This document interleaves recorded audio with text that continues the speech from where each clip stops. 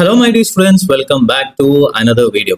നമ്മൾ ഈ ഒരു വീഡിയോയിൽ ഡിസ്കസ് ചെയ്യാൻ വേണ്ടി പോകുന്നത് ജൂൺ 2024 വന്നിട്ടുണ്ടായിരുന്ന പ്രീവിയസ് ഇയർ ക്വസ്റ്റനിൽ വളരെ ഇമ്പോർട്ടന്റ് ആയിട്ട് ക്വസ്റ്റ്യൻ നമ്പർ 4 ചോദിച്ചിട്ടുള്ള ബാങ്കിങ് കമ്പനി, അതായത് chapter number 4 accounts of banking company എന്നുള്ള ഈ ഒരു ചാപ്റ്റർ എന്നുള്ള ഒരു ക്വസ്റ്റൻ ആണ്. വെരി ഇമ്പോർട്ടന്റ് ആണ്. എക്സാമിനേഷൻ പോയിന്റ് ഓഫ് വ്യൂവിൽ നമ്മളെ റെഗുലർ ക്ലാസ്സിലും എൻ്റെ ക്ലാസ്സിൽ ഇരുന്ന കുട്ടികളോട് പറഞ്ഞിട്ടുണ്ടാവും, ബാങ്കിങ്ങുമായിട്ട് ബന്ധപ്പെട്ട് നമുക്ക് ചോദിക്കാൻ ചാൻസ് ഉള്ള ഒരു ടൈപ്പ് ഓഫ് ക്വസ്റ്റൻ ആണെന്ത് ഈ ഒരു question.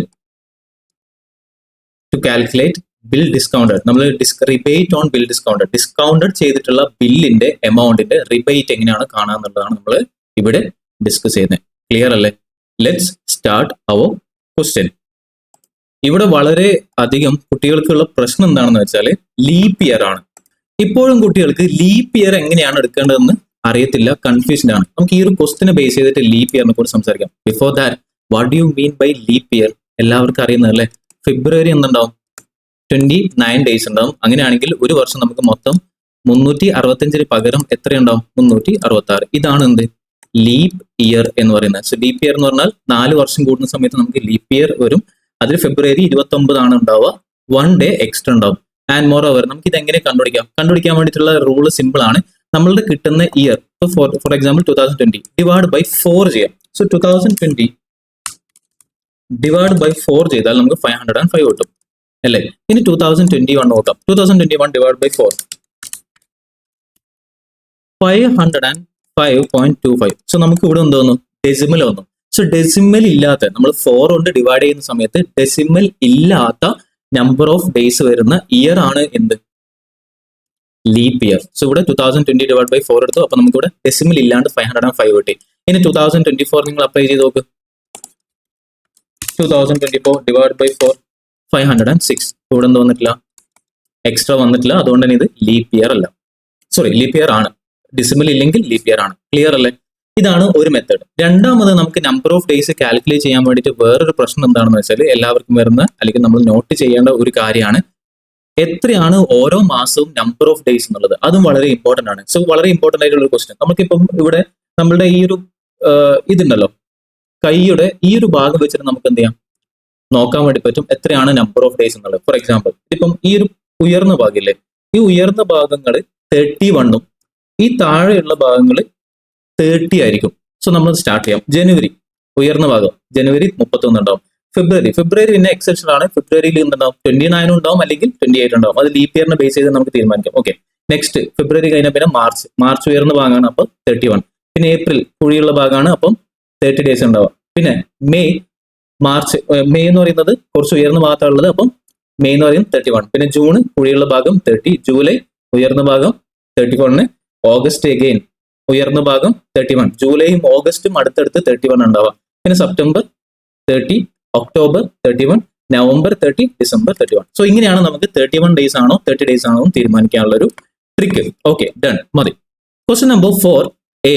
The following information is available in the books of bank. Okay, rebate on bill discounted as on 1st April 2023. So 1st April 2023 ഇയറിൽ സ്റ്റാർട്ട് ചെയ്യുന്ന സമയത്ത് റിബേറ്റ് ഓൺ ബിൽ ഡിസ്കൗണ്ടഡ് എന്ന് പറഞ്ഞിട്ട് എത്ര amount ഉണ്ട്, 65,500 ഉണ്ട്. Clear, done. Next, discount received during the year 2023-24 is 1,25,000. So മൊത്തം നമുക്ക് കിട്ടിയിട്ടുണ്ടായിരുന്ന ഡിസ്കൗണ്ടഡ് എമൗണ്ട്, അല്ലെങ്കിൽ നമ്മൾ ബില്ല് ഡിസ്കൗണ്ട് ചെയ്യുന്ന സമയത്ത് നമുക്ക് കിട്ടിയിട്ടുണ്ടായിരുന്ന എമൗണ്ട് എന്ന് പറയുന്നത് 1,25,000 ആണ്. ഇതാണ് നമ്മുടെ കമ്പനിയുടെ revenue. Clear? And an analysis of bill discounted is as follows. അതേപോലെ തന്നെ ബിൽ ഡിസ്കൗണ്ട് ചെയ്തിട്ടുണ്ടായിരുന്ന അനാലിസിസ് നമുക്ക് ഇവിടെ ഇങ്ങനെ താഴെ തന്നിട്ട്, ഒന്നാമത്തെ ബില്ല് 36,000 റുപ്പീസിന്റെ ബില്ല് നമുക്ക് എന്ത് ചെയ്തിട്ടുണ്ട്, ഡ്രോ ചെയ്തിട്ടുണ്ട് ഫോർ ദ ഫിനാൻഷ്യൽ ഇയർ 2023-24. 36,000 ആണ്. ഇതിന്റെ ഡ്യൂ ഡേറ്റ് വരുന്നത് എപ്പോഴാണ്, June 7, 2024. ഇവിടെ ഡ്യൂ ഡേറ്റ് സ്പെസിഫിക്കലി തന്നിട്ടുണ്ട്. ഈ ഒരു ക്വസ്റ്റ്യനിൽ നമ്മൾ ശ്രദ്ധിക്കേണ്ട ഒരു കാര്യം, നോർമലി ബില്ല് എപ്പോഴാണ് പേയ്മെന്റ് ആവുന്നത്, ഡ്യൂ ആവുന്നത് എന്നതിനെ ബേസ് ചെയ്തിട്ട് നമ്മൾ എന്ത് ചെയ്യാറുണ്ട്, 3 ഡേയ്സ് ഗ്രേസ് ഓഫ് ഡേയ്സ്, അതായത് ആഫ്റ്റർ 30 ഡേയ്സ് അല്ലെങ്കിൽ ആഫ്റ്റർ 60 ഡേയ്സ് എന്നൊക്കെ പറയുന്ന സമയത്ത് നമ്മൾ എന്ത് ചെയ്യും, എത്രയാണോ നമ്പർ ഓഫ് ഡേയ്സ് അല്ലെങ്കിൽ എത്രയാണോ number of months, after this month ഇത്ര മന്ത്സ്, 3 മന്ത്സ് 2 മന്ത്സ് എന്നല്ല പറയുമ്പോൾ ആഫ്റ്റർ മന്ത്സ് എടുക്കുകയും കൂടെ നമ്മൾ 3 ഡേയ്സ് ഗ്രേസ് ഓഫ് ഡേയ്സ് എടുക്കാറുണ്ട്. ക്ലിയർ അല്ലേ? പക്ഷേ ഈ ഒരു ക്വസ്റ്റ്യനിൽ നമുക്ക് 3 ഡേയ്സ് ഗ്രേസ് ഓഫ് ഡേയ്സ് എടുക്കേണ്ട ആവശ്യമില്ല. കാരണം നമ്മളോട് സ്പെസിഫിക്കലി ഡ്യൂ ഡേറ്റ് ഇവിടെ മെൻഷൻ ചെയ്തിട്ടുണ്ട് ജൂൺ 7. അതുകൊണ്ട് തന്നെ നമ്മൾ നമ്പർ ഓഫ് ഡേയ്സ് കാൽക്കുലേറ്റ് ചെയ്യുന്ന സമയത്ത് ടിൽ ജൂൺ 7 വരെ എടുത്താൽ മതി, 10th ജൂൺ എടുക്കേണ്ട. അതേപോലെ തന്നെയാണ് താഴെ 14th ജൂൺ എടുത്താൽ മതി, അല്ലാതെ നമ്മൾ എന്ത് ചെയ്യേണ്ട 17 ജൂൺ എടുക്കേണ്ട. ക്ലിയർ അല്ലേ? അതാണ് വേറൊരു ഡിഫറൻറ്റ് ഹിയർ. ആൻഡ് ഓക്കെ, ഇതിന്റെ എമൗണ്ട് എന്ന് പറയുന്നത് 12% ആണ്. രണ്ടാമത് 34,200 ആണ്. ജൂൺ 14th ആണ് ഡ്യൂ ഡേറ്റ്, അതും 12% ആണ്. അതിന്റെ ഇൻട്രസ്റ്റ് എമൗണ്ട് 14,000 റുപ്പീസ്, 14,000, 12,500, 11,000. അപ്പോൾ ഇത് മൊത്തം നമ്മൾ നോക്കുന്ന സമയത്ത് ഇത്രയും നമ്പർ ഓഫ് ഡേയ്സ് കഴിഞ്ഞിട്ടാണ്, അല്ലെങ്കിൽ ഇത്രയും കഴിഞ്ഞ ഫിനാൻഷ്യൽ ഇയർ 2023-24 കഴിഞ്ഞതിന് ശേഷം ഡ്യൂ ആവുന്നത് ഈ ഒരു പീരീഡ്സിലൊക്കെയാണ്. മാത്രമല്ല ഓരോന്നിന്റെയും റേറ്റ്സും ഡിഫറൻസ് ഉണ്ട്. സോ നമ്മൾ റിബേറ്റ് ഓൺ ബിൽ ഡിസ്കൗണ്ടഡ് എന്നതിന്റെ കൺസെപ്റ്റ് എന്താണെന്ന് വെച്ചാൽ വെരി സിമ്പിൾ ആണ്. After 31st March 2024, 31st March 2024, after 31st March 2024 എത്ര എമൗണ്ട് ആണോ നമുക്ക് ഡ്യൂ ആവാനുള്ള ആ എമൗണ്ടിന് കറസ്പോണ്ടിങ് ആയിട്ടുള്ള ഡിസ്കൗണ്ട് എമൗണ്ട് ആണ് നമ്മൾ എന്ത് ചെയ്യുന്നത്, റിബേറ്റ് ഓൺ ബിൽ ഡിസ്കൗണ്ടഡ് ആയിട്ട് കാണിക്കുന്നത്. സോ ലോജിക്ക് ഇത്രയേ ഉള്ളൂ. ആഫ്റ്റർ 31st March 2024 കഴിഞ്ഞിട്ട് നമുക്ക് എത്ര എമൗണ്ട് ആണോ ഡ്യൂ ആവാനുള്ള ആ എമൗണ്ടിന്റെ കറസ്പോണ്ടിങ് ഡിസ്കൗണ്ടഡ് റേറ്റ് ആണ് നമ്മൾ എന്ത് ചെയ്യാം, റിബേറ്റ് ഓൺ ബിൽ ഡിസ്കൗണ്ടഡ് കാണിക്കാം. അതുകൊണ്ട് തന്നെ നമ്മൾ നോക്കുമ്പോൾ ഫിനാൻഷ്യൽ ഇയർ 2023-24, ഫിനാൻഷ്യൽ ഇയർ 2023-24 ഇത് എവിടുന്ന് സ്റ്റാർട്ട് ചെയ്യുന്നത്? 1st April 2023 മുതൽ എത്ര വരെ? 31st March 2024. So 31st March 2024 എന്ന് വരുന്ന സമയത്ത് മാർച്ചിന് തൊട്ട് മുമ്പുള്ള മാസം ഏതാ? ഫെബ്രുവരി 2024. ഫെബ്രുവരി 2024 എത്ര നമ്പർ ഓഫ് ഡേയ്സ് ഉള്ളത്? 366. അതായത് 29 ഡേയ്സ് ആണ് 2024 ഫെബ്രുവരിയിലുള്ളത്. പക്ഷേ നമ്മൾ കാൽക്കുലേറ്റ് ചെയ്യുന്ന റിബേറ്റ് ഓൺ ബിൽ ഡിസ്കൗണ്ട് എന്ന് പറയുന്നത് ഫിനാൻഷ്യൽ ഇയർ 2023-24 അല്ല. സോ ആഫ്റ്റർ 31st March 2024 കഴിഞ്ഞതിന് ശേഷം എത്രയാണോ ഡ്യൂ ഡേറ്റ് വരുന്നത് അത്രയും ഡ്യൂ ഡേറ്റിന്റെ നമ്പർ ഓഫ് ഡേയ്സ് ആണ് നമ്മൾ റിബേറ്റ് ഓൺ ബിൽ ഡിസ്കൗണ്ടഡ് ചെയ്യുന്നത്. അതുകൊണ്ട് തന്നെ നമ്മൾ ഈ കാൽക്കുലേഷൻ ചെയ്യുന്ന സമയത്ത് ലീപ്പ് ഇയർ ആയിട്ട് 366 എടുക്കേണ്ട ആവശ്യമില്ല, നമ്മൾ 365 ഡേയ്സ് ആണ് എടുക്കേണ്ടത്. കാരണം ആഫ്റ്റർ 31st March 2024 ശേഷം ലീപ്പ് ഇയർ ആണോ എന്നാണ് ചെക്ക് ചെയ്യേണ്ടത്. ക്ലിയർ ആണോ? സോ നമ്മൾ ക്രിയേറ്റ് ചെയ്യുന്നത് 31st March 2024 ശേഷം, അതായത് ലീപ്പ് ഇയർ കൺസിഡർ ചെയ്തതിന് ശേഷം ഫെബ്രുവരി കഴിഞ്ഞതിന് ശേഷമല്ലേ നമ്മൾ സ്റ്റാർട്ട് ചെയ്യുന്നത് ഏപ്രിൽ 2024 മുതൽ മാർച്ച് 2025 വരെ. ക്ലിയർ അല്ലേ? അപ്പം നമ്മൾ ഈ ഒരു ക്വസ്റ്റനിൽ നമ്മൾ ലീപ്പ് ഇയർ കൺസിഡർ ചെയ്യേണ്ട ആവശ്യമില്ല, 365 ഡേയ്സ് മാത്രം എടുത്താൽ മതി. ക്ലിയർ? ഓക്കെ, നമ്മളോട് പറഞ്ഞിട്ടുള്ളത് calculate rebate on bill discounted as on 31st March 2025. 31st March 2025 എത്രയാണ് നമ്മുടെ റിബേറ്റ് ഓൺ ബിൽ ഡിസ്കൗണ്ടഡ് എന്ന് ചോദിച്ചു. And show the necessary journal entries. കൂടാതെ compute the amount of discount credited to profit and loss account. കൂടാതെ നമ്മുടെ profit and loss അക്കൗണ്ടിലേക്ക് ഈ വർഷം ഫിനാൻഷ്യൽ ഇയർ 2023-24 നമ്മൾ എത്ര എമൗണ്ട് ആണ് ഇൻകം ആയിട്ട് കാണിക്കുക എന്നുള്ള ജേർണൽ എൻട്രി, അല്ലെങ്കിൽ എത്രയാണ് എമൗണ്ട് എന്നുള്ളത് നമ്മൾ എന്ത് ചെയ്യണം, കാണിക്കണം. നോക്കിയേ, 7 മാർക്സ് ക്വസ്റ്റൻ ആണ്. എല്ലാ കാര്യങ്ങളും ക്വസ്റ്റൻ തന്നിട്ട് ജസ്റ്റ് നമ്മൾ ഫോർമാറ്റ് മാറ്റാം. ഇതേ ഫോർമാറ്റ് നമ്മൾ കോപ്പി പേസ്റ്റ് ചെയ്യാം, എന്നിട്ട് കുറച്ച് കാൽക്കുലേഷൻ ചെയ്യാം, 3 ജേർണൽ എൻട്രീസ് എഴുതാം, 7 മാർക്ക്. കിട്ടിയിട്ടില്ലെങ്കിൽ കുതാകവ. നിങ്ങൾ ആലോചിച്ച് നോക്കിയാൽ 50 നമുക്ക് കോർപ്പറേറ്റ് അക്കൗണ്ടിങ് വരുന്നത്, അതിൽ 7 മാർക്ക്, ബാക്കി എത്ര? 43 മാർക്കാണ്. 7 മാർക്ക് വളരെ ഇമ്പോർട്ടന്റ് ആണ്, വെരി ഇമ്പോർട്ടന്റ് ആയിട്ടുള്ള ഒരു ക്വസ്റ്റൻ ആണ്. അതേ ഇയറിൽ തന്നെ എന്ത് ചെയ്തിട്ടുണ്ട്, ഒരു റവന്യൂ അക്കൗണ്ട് പ്രിപ്പയർ ചെയ്യാൻ വേണ്ടി പറഞ്ഞിട്ടുണ്ട്. ഇതിന്റെ വേറെ ക്വസ്റ്റ്യൻ നമ്മൾ എന്ത് ചെയ്തിട്ടുണ്ട്, യൂട്യൂബിൽ അപ്ലോഡ് ചെയ്തിട്ടുണ്ട്. നിങ്ങൾക്ക് എന്ത് ചെയ്യാം, ആ ഒരു വീഡിയോ കണ്ടിട്ട് എങ്ങനെയാണ് റവന്യൂ അക്കൗണ്ട് പ്രിപ്പയർ ചെയ്യുന്നുള്ള ഒരു ക്വസ്റ്റ്യൻ നിങ്ങൾക്ക് ചെയ്യാം. ക്ലിയർ? ഓക്കെ, എനിവേ നമുക്ക് 4A ക്വസ്റ്റ്യന്റെ സൊല്യൂഷനിലേക്ക് പോവാം.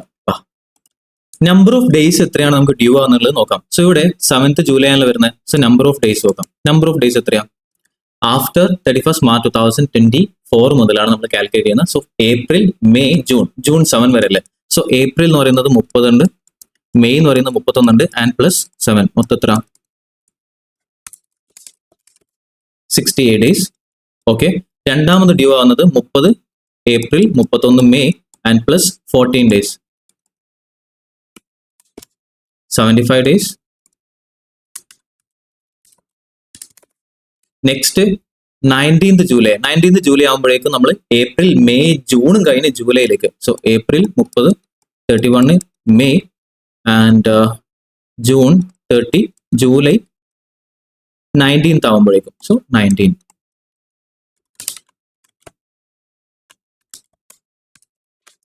110 days ആണ് ആഫ്റ്റർ 31st March 2025 ശേഷം വരുന്ന number of days. Next 10th April ആണ്, 10th August ആണ്. സോ നമ്മൾ April, May plus June plus July and plus August 10 വരെ മൊത്തം ഇങ്ങനെ ആഡ് ചെയ്ത് പോവാം. 132 days.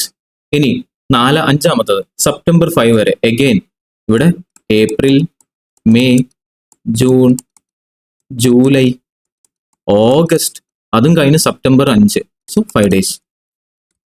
April, May, June, July, August, April 5, 158. Next October 10 വരെ. 30 April, May, June, July, August, September and plus October 7 days. April, May, June, July, August, September, October 7 days. 190 days. So ഇത്രയും number of days ആണ് നമുക്ക് എന്താവുന്നത് after 31st March 2024 വരുന്നത്. So ഈ number of ഡേയ്സിനെ corresponding ആയിട്ടാണ് നമ്മൾ എന്ത് ചെയ്യേണ്ടത്, rebate on bill discounted calculate ചെയ്യേണ്ടത്. So rebate on bill discounted. Rebate on bill ഡിസ്കൗണ്ടഡിന്റെ ഫോർമുല എന്താ?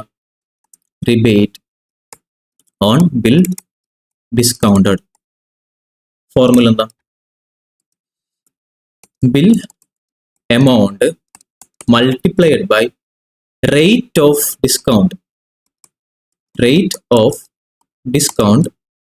multiplied by unexpired period. അതായത് unexpired period എന്ന് ഉദ്ദേശിക്കുന്നത് after 31st March. Okay, divided by എത്രയാണ് number of years.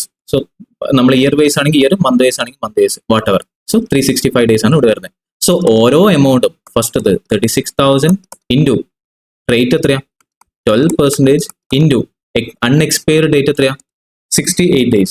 So 68 days divide by 365. ഒന്നാമത്തെ amount 36,000 into 12% into 68 divide by 365. മൊത്തം 804.82 ആണ് വരെ. നമ്മൾ എന്ത് ചെയ്യുന്നു, റൗണ്ട് ചെയ്തിട്ട് 805. അത് ഇവിടെ ഒന്നാമത് കാണിച്ചു. രണ്ടാമത് സെയിം ഇതേപോലെ 34,200 ഇൻറ്റു 12% ഇൻറ്റു നമ്മുടെ സെക്കൻഡ് ഡേ വരുന്നത്, അല്ലെങ്കിൽ സെക്കൻഡ് ബില്ല് വരുന്നത് 75 days ആണ് unexpired period. So 75 into divide by 365. നമുക്ക് വരുന്ന നമ്പർ ഓഫ് ഡേയ്സ് എന്ന് പറയുന്നത് 843.28 ആണ്. സോ നമ്മുടെ 843 എന്ന് പറഞ്ഞിട്ട് നമ്മൾ റൗണ്ട് ഓഫ് ചെയ്യുന്നു. So second. ഇനി തേർഡ് 14,000 ആണ്. സോ 14,000 ഇൻറ്റു മൂന്നാമത് വരുന്നത് 10% ഇൻട്രസ്റ്റ് റേറ്റ് ഇൻറ്റു മൂന്നാമത്തെ number of days 110 divide by 365. 14,000 into 10% into 110 divide by 365. മൊത്തം 421.91 ആണ് വരാ. 421.91 ആണ്. അതുകൊണ്ട് നമ്മൾ എന്ത് ചെയ്യുന്നു, 422 ആക്കി മാറ്റുന്നു. ക്ലിയർ? ഇതേപോലെ ബാക്കിയുള്ള കാൽക്കുലേഷൻ ചെയ്താൽ നമുക്ക് കിട്ടും. അങ്ങനെ മൊത്തം നമ്മൾ ആഡ് ചെയ്താൽ 805, 843, 422, 759, 703, 802 ടോട്ടൽ ആഡ് ചെയ്താൽ നമുക്ക് 4,334 കിട്ടും. സോ ഇതാണ് നമ്മൾ ഫോർ ദ ഫിനാൻഷ്യൽ ഇയർ 2023 2023-24 4,334 റുപ്പീസിന്റെ rebate on discount, bill discounted എന്ന് പറഞ്ഞിട്ടുള്ള എമൗണ്ട് നമ്മൾ പ്രൊവിഷൻ ആയിട്ട് ക്രിയേറ്റ് ചെയ്ത് വെക്കണം. ക്ലിയർ ആണോ? ഇതാണ് നമ്മൾ കണ്ടുപിടിക്കേണ്ട ഫിഗർ. ഇനി നമ്മളോട് ചോദിച്ചിട്ടുള്ളത് ജേണൽ എൻട്രീസ് റെക്കോർഡ് ചെയ്യാൻ വേണ്ടിയിട്ടാണ്. What is the journal entry four recording this transaction? First journal entry will B, നമ്മൾ ഈ ഒരു ക്വസ്റ്റ്യൻ ചെയ്യുന്ന സമയത്ത് നമുക്ക് വന്നിട്ടുണ്ടായിരുന്ന ജേണൽ എൻട്രി വിൽ ബി, നമ്മൾ ഫസ്റ്റ് 65,500 റുപ്പീസ് എവിടെയുണ്ട്?